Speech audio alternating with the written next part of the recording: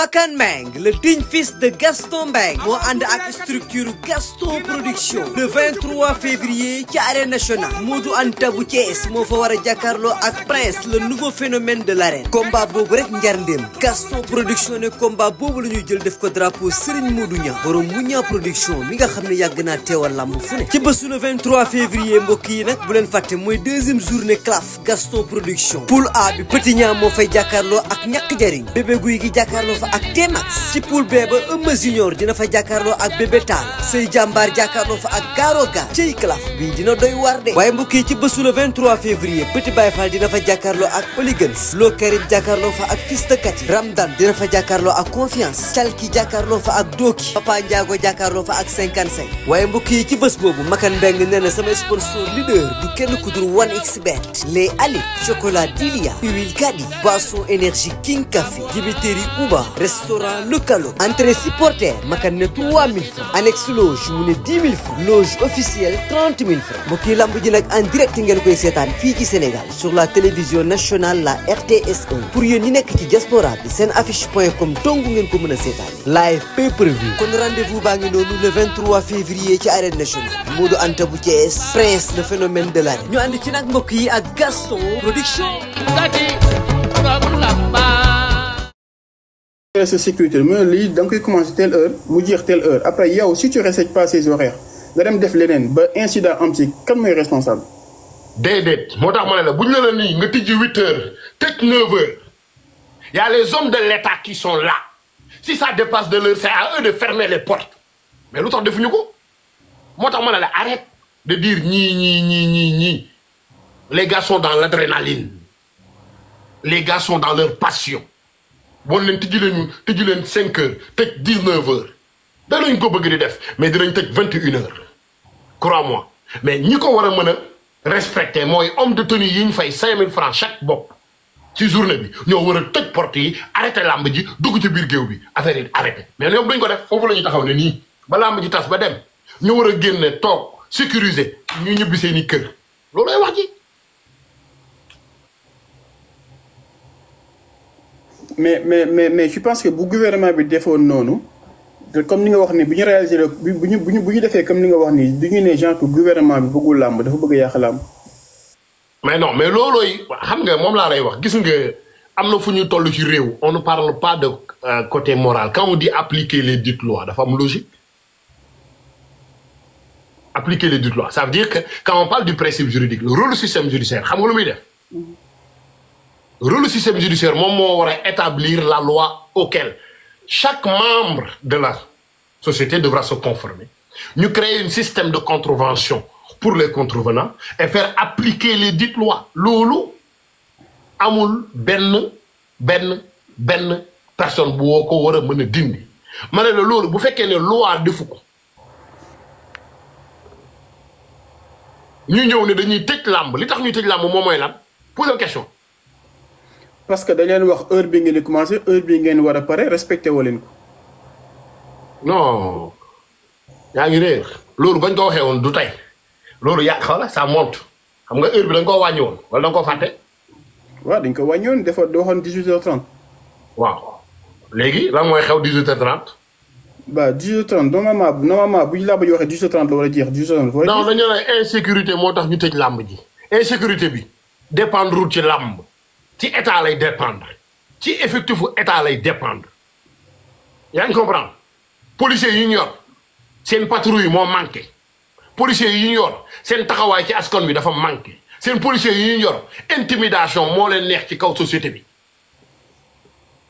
te on parle de la nuit dama nga dugg ci poste de police yi poste de gendarmerie la nuit day tëjee pourquoi day tëjee ñu ngi ci biir tëdd te nag poste de police bu tëjee nuit mooy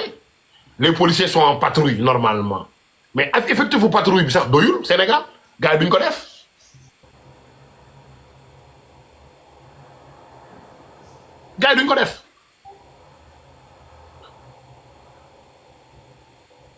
dañu wante dëgg léegi jot a xew nii yow pour yow à ton avis léegi boo si génnee nguur bi lan mooy responsabilité làmb ban responsabilité. très bien maintenant yaa ngi soog a wax dama laa wax ne le principe juridique rôle système judiciaire ñoom ñoo war a mën a établir la loi auquel chaque membre de la société devra se conformer xanaa kay loolu tënk nay wax. Dans un état de droit ñoom ñoo war a mën a créer loo xam ne nii képp kuy citoyen dañ ciy dox par la force benn ngi noonu ñaareel bi ñu am système de contravention maanaam laal say poche boo ko defut ñetteel bi ñoom ñoo war a assurer nit ñi suivre loi bi loolu laa lay tegal boobu ba léegi mais gars yi dañuy bëgg jël di ko xëpp nit naan Bécaye Mbaye diw li mu wax mais ñooñu am nañ droit wu wax li ñu sentir mais man maay wax du Bécaye mooy wax je répète encore je répète et je dis encore booy bu ci bëgg a yéeg wax xam-xam yéegal là on va parler seen police yi ñoo liggéeyul seen police yi ñoo ñëw di intimider société bi tey da ngay gis ku nekk ci kër ñu koy dóor di ko saaga mu ragale dem police yaakaar ne bu demee ki koy dóor moo ko ëpp doole ñu jàpp ko tëj ko. Le cas de Fallou est là Fallou on l'a accusé de toucher une femme ana Fallou 15 ans de prison sur un jeune boo xam ne da doon jàng il était à l'école dañu waxante dëgg dañu waxante dëgg. mais coach wax ma làmb yan mooy. booy càq-càq yi seen moto yi dégg la ma bu baax booy càq-càq yi nga xam ne ni yoruñu xaalis pour jënd plaque seen moto yi mi ngi dem fourrière mais booy yooyu noonu buñ xëyee toog amuñu luñ lekk amuñu luñ naan ñu doonoon benn loxo ci kër di dundal seen njaboot ñu coupel leen seen loxo tapit booy boobu lu weex ci xelam est-ce que kooku da nga ko mën a conditionné mënatoo koo conditionné bu booy di jël gaal di dem y a une logique mooy am na fu ñu toll am na niveau boo xam ne ni toll nañ fa booy Europe jommalu leen booy li leen jommal mooy tekk nan la ñu war a def ba tekk on va dire la vérité mon frère y a une logique loo gis dafa am logique. waaw mais coach franchement après man sama point de vue ah mais yow genre que da nga jël aspect comme aspect bi nga wax ne affaire de deux roues tu es d'accord que ni deux roues buy dox dafa war am kayit loolu beneen sujet la loolu. j'ai pas de problème jusqu'à présent xam nga maa loo koy wax nee naa la on n'a même pas souligné ça parce que ça c'est pas le débat. man j'essaie juste de te faire comprendre que y a une autre côté que ñoom gisewuñ muy côté bi nga xam ne waa ji yor deux roues bi moomu ko dañ koy liggéeyloo Cheikh moo koy liggéeyloo borom ne jëndut amul njëgu plaque ñu jël moto bi yóbbu fourrière booy ba ca doon liggéey di xëy di vrai moom moo doon dimbale njabootam coupé nañ loxo ba fu mu koy wekk xam nga lu ñuy wax plaque temporaire vous le connaissez quand l'État offre des plaques temporaires et de te demander de verser 250 francs par jour c'est une autre façon de penser vous voyez Canada fii loolu lañ lay defal Canada nga ñëw yoroo xaalis nga ne da nga bëgg dawaloo ñu jox la plaque dañ lay jox plaque temporaire ñu ne la chaque mois da ngay fay $100 6 mois nga fay sa plaque pour l'année. Pourquoi pas ces genre type de négociation ñun li ñu dóor dafa gaaw dóor bi moo gaaw. waaw mais coach su la jël ma ci aspect bi ngay wax nii mooy affaire kii bi lan moo si responsabilité lamb mooy genre que accident yi di am lamb ban responsabilité la ci am comme que yow munoo ne lépp nguur gi la. lamb amu ci responsabilité parce que ay doomi Sénégal njaay ñoo yor seeni carte d'identité nationale am droit wu circuler partout am droit wu jënd bi ñëw seetaan lamb leur comportement vient pas de la lutte leur comportement vient de dans leur quartier dans leur maison. C'est dans l'éducation loolu laa lay wax problème bi du làmb. mais léegi bu CNG amee moom mi ñu jox ko wàllum organisation moom mënul teg benn organisation boo xamante ni day méngoog sécurité nit ñi. mais du CNG boo nee CNG wax l'État encore maa ngi la koy waxaat. CNG ñoom ñooy valider c'est qui CNG c'est l'État c'est des membres de l'État ñoo nekk CNG ñoom ñoo accordé. non mais coach là au fait genre que yow au fait genre que comme yow après sa wax mooy que. désolé.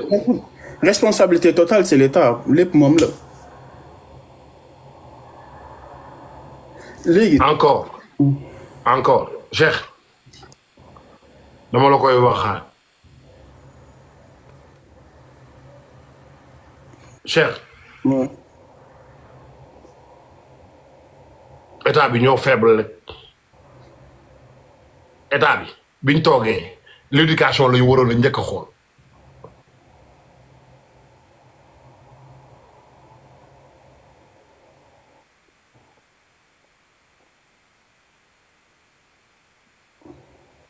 waxante dëgg léegi moo wax la benn affaire ñu ne la football wala Wally Seck buy wëy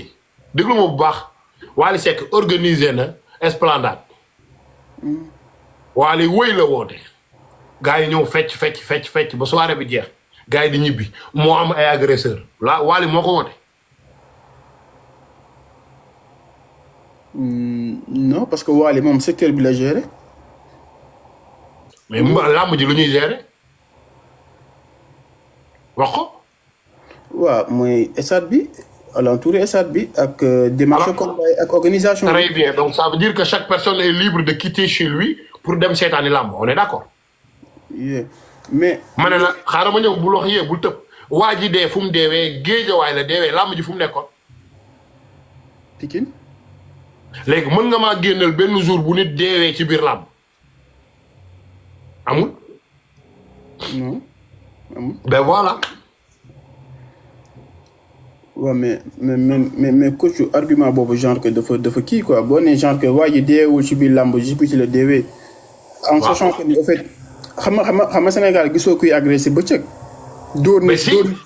non mais dóor nit brique mu dee après gars yi kii ko bëccëg en bëccëg. ma ne gars yaa ngi agressé bëccëg yor seeni moto jël jaas yi dugg ci kër yi yow gisoo vidéo yi xanaa da ngaa dof wala waaye li ngay wax mais ça va.